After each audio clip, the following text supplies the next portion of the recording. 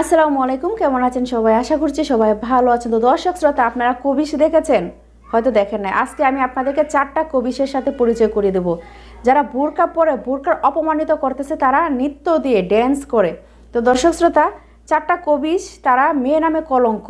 তারা বোরকা পরে তারপর আমাদের বোরকার যে মান সম্মানটা ছিল সবটা শেষ করে দিয়েছে এই 4টা কবিশের বাচ্চা কবিশ। হ্যাঁ, আমি এদেরকে বাবা মা তুলে বকতে ইচ্ছে করতেছে, কারণ এদেরকে এত বড় সাহস কে দিয়েছে যে তারা বোরকা পরে তারপর এভাবে বোরকার অপমান করবে আমাদের ইসলাম ধর্মে?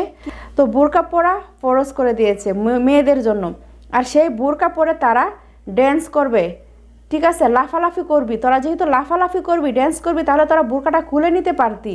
তোরা বোরকা পরে তারপর তোরা বোরকার মানসম্মানটা কেন এভাবে শেষ করে দিচ্ছিস?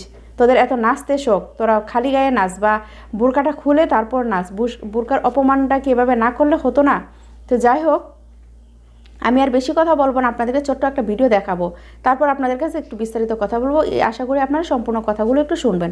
তো চলুন আগে ভিডিওটা দেখেন। এখন বলুন, এদেরকে খবিশ বলে কি আমি ভুল করেছি? এরা যদি আসলে কি এরা বোরকাকে অপমান করার জন্য এরকম করেছে না?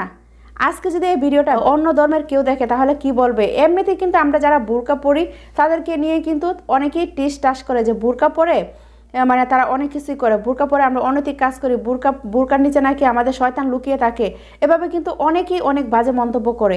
আর আজকে তারা বোরকা পরেই এই কাজটা কিভাবে করতে পারলো, আপনাদের কাছে আমার প্রশ্ন। আর এদের নাচার এত শখ, তো তারা কেন বোরকাটা খুলে নিলি না? আমার তো আফসোস হচ্ছে সেখানেই। আসলে এদের মতো কিছু মেয়েদের কারণে পুরো মেয়ে জাতি কলঙ্ক, পুরো মুসলিম জাতি কলঙ্কিত, কিছু কিছু মেয়েদের কারণে। তো যাই হোক বন্ধুরা, আজকে ছিল এই ছোট্ট ভিডিওটি সম্পর্কে আপনাদের মতামতকে অবশ্যই কমেন্ট করে জানাবেন। আর আপনি যদি আমাদের চ্যানেলে নতুন দর্শক হয়ে থাকেন, অবশ্যই চ্যানেলটি সাবস্ক্রাইব করে পাশে থাকা বেল আইকনটা বাজিয়ে দেবেন।